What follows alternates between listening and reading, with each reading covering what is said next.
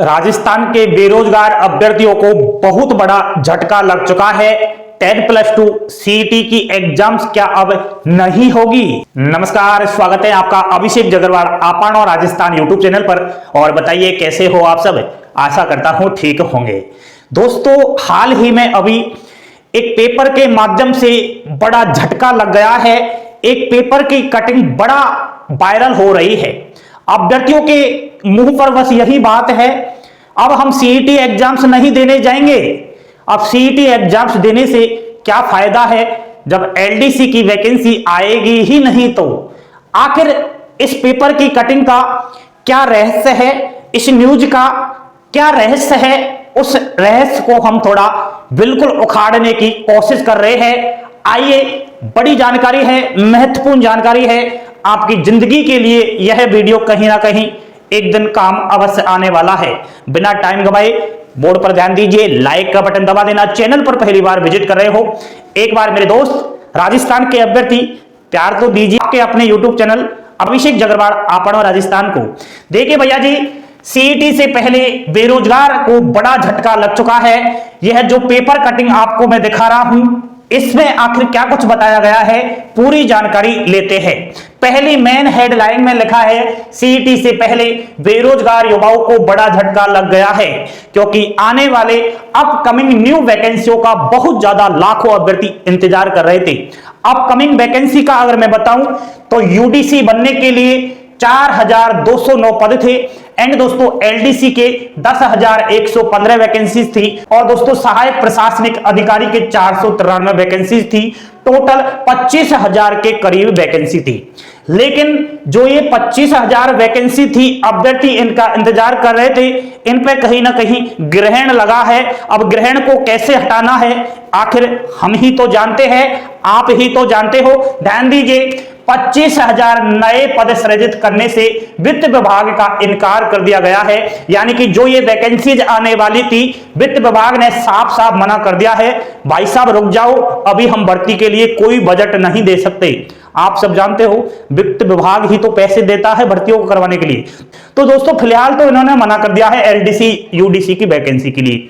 ठीक है, कर दीजिए मना, कोई फर्क नहीं पड़ेगा। आप तो यहां ध्यान दीजिए, माध्यमिक शिक्षा निदेशालय ने रिपोर्ट यहां पर दिया है कि पंचायत प्रारंभिक शिक्षा अधिकारी PEEO, शहरी स्कूल प्रारंभिक शिक्षा अधिकारी UCEEO में सहायक कर्मचारियों के 10,115 वैकेंसीज, एलडीसी की 10,000 से ऊपर वैकेंसीज और दोस्त यूडीसी की 4,209 और सहायक प्रशासनिक अधिकारी के 4,209 वैकेंसीज। ये दोस्तों माध्यमिक शिक्षा निदेशालय ने इन भर्तियों का कहीं ना कहीं जिक्र किया है। और दोस्तों इन पदों पर आने वाली भर्तियों को सृजित करवाने के लिए सरकार को पत्र लिखा था और पत्र में यही बोला होगा कि भर्ती करवाने के लिए कहीं ना कहीं बजट दीजिएगा, क्योंकि लाखों अभ्यर्थी बेरोजगार इंतजार कर रहे हैं एलडीसी यूडीसी के लिए और यहां पर खाली भी चल रहे हैं पद। लेकिन जैसे ही सरकार ने पत्र लिखा, भाई साहब वित्त विभाग ने मना कर दिया। अब दोस्तों यही बात है कि 25,000 नई भर्ती अब नहीं आएगी, एलडीसी यूडीसी वगैरह। अब हम सीईटी देकर क्या करेंगे। अभ्यर्थी कह रहे हैं सर सीईटी की जो एग्जाम्स होनी है 4, 5, 11 फरवरी को, क्या अब नहीं होगी। दोस्त गलती मत कर देना, अगर जिंदगी की परवाह है तो एग्जाम्स होगी 4, 5 और 11 फरवरी को। बिल्कुल गलत अफवाहों का शिकार मत होइएगा। राजस्थान है दोस्तों, न्यूज पेपर है, ये जब एग्जाम्स का टाइमिंग आता है ना, तो ये बच्चों का दिमाग खराब करने में पहले नंबर पर है। ये एग्जाम्स के टाइम ही ऐसे करते हैं, घबराए नहीं, अखबार है यार, आप सब समझदार हो। सीईटी 10+2 एग्जाम्स देने से फायदा क्या है जब एलडीसी की वैकेंसी नहीं आएगी। किसने कह दिया दोस्तों नहीं आएगी? सरकार है कांग्रेस की राजस्थान में। अशोक गहलोत जी कभी नहीं चाहेंगे कि राजस्थान के बेरोजगार अभ्यर्थियों को कहीं ना कहीं निराश करना पड़े, क्योंकि वोट लेने हैं तो बेरोजगार में इतनी ताकत है, युवाओं में इतनी ताकत है, वोट तो वही देंगे। और अगर एलडीसी और यूडीसी यहां से पास नहीं करवाई तो फिर कोई मतलब का ही सरकार नहीं रहेगी। सरकार गिरने में, सरकार को जाने में 1 मिनट का टाइम लगेगा। इसलिए सरकार पूरी कोशिश करेगी कि वित्त विभाग से पास करवाए और भर्तियों को करवाए। नहीं भी किया तो कोई चिंता नहीं है, वित्त विभाग ने केवल 25,000 पदों पर आने वाली भर्तियों के लिए मना किया है। आप 10+2 सीईटी एग्जाम्स दीजिए मेरे भैया जी। अगर मैं बात करूं 10+2 सीईटी में आने वाले नई भर्तियां कौन कौन सी है, एलडीसी की बात करूं तो 8 से 10,000 वैकेंसी आएगी ही, लिख कर ले लीजिए। ऐसी कहीं अफवाहों से आप अपनी जिंदगी बर्बाद मत कर देना, ये तो चलता रहता है।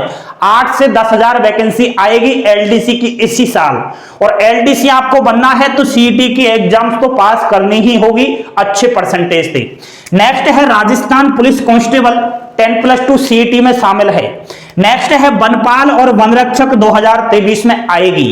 अगली है छात्रावास अधीक्षक 10+2 में है। जमादार ग्रेड सेकंड 10+2 में है। भाई साहब आप क्यों दिमाग खराब कर रहे हो कि अब भर्ती नहीं आएगी? 25,000 की तो मना किया है, यहां पर भर्तियों की भरमार लगी हुई है। और 10+2 सीईटी की एग्जाम्स नहीं दी और पेपर अच्छा नहीं किया, ऐसी अफवाहें सुन सुनकर तो एक ना एक दिन पछताना पड़ जाएगा। सीईटी के माध्यम से सरकार चाहती है कि जो एग्जाम्स देने जाते हैं ना लाखों अभ्यर्थी, बसों में भीड़ है, ट्रेनों में भीड़ है, एग्जाम सेंटर ही नहीं मिलते हैं, लाखों अभ्यर्थी एक भर्ती में जाते हैं तो कहीं ना कहीं दिक्कतों का सामना करना पड़ता है। सरकार चाहती है कि सीईटी के जरिए कहीं ना कहीं हम छटनी कर दें। जिसके पास सीईटी का सर्टिफिकेट होगा वो ही इन भर्तियों में फॉर्म अप्लाई करेगा, वो ही कहीं ना कहीं एग्जाम्स देगा। छटनी हो गई ना अपने आप, सीईटी का सर्टिफिकेट है तो फॉर्म भर दीजिए। इसलिए दोस्तों कहीं ना कहीं आप गलती मत कीजिएगा। सरकार है कांग्रेस की, तब तक तो सीईटी का मजा लीजिए, कोई दिक्कत वाली बात नहीं है। मैं तो बात कर रहा हूं 2023 की, और 2023 में 100% ये वैकेंसी आनी है, क्योंकि चुनाव है, आना तो जरूर है, और आएगी तो 10+2 सीईटी चाहिए। अब आपके ऊपर है कैसे दिमाग लगाओगे, क्या कुछ करना है। हमारा तो यही कहना है कि ये सब अखबार की कटिंग वटिंग को भूल जाइए कि वित्त विभाग ने मंजूरी नहीं दी है, ये हो गया है, वो हो गया है। मत दीजिए मंजूरी।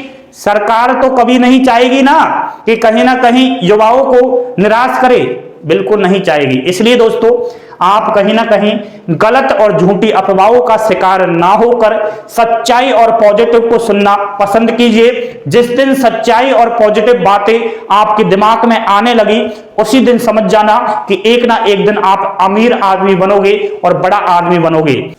एंड दोस्तों बहुत महत्वपूर्ण जानकारी थी, अभ्यर्थी कह रहे थे बार बार सर सीईटी की तैयारी करे ना करे, तो अब मैंने आपको बता दिया है। बने रहिए इस चैनल के साथ, लाइक शेयर सब्सक्राइब अवश्य कर देना दोस्तों। एंड फिर से मैं कह रहा हूं गलत अफवाहें नहीं सुननी है, झूठी अफवाहें नहीं सुननी है, सच्चाई को परखना सीखना है। धन्यवाद दोस्तों, जय हिंद जय भारत।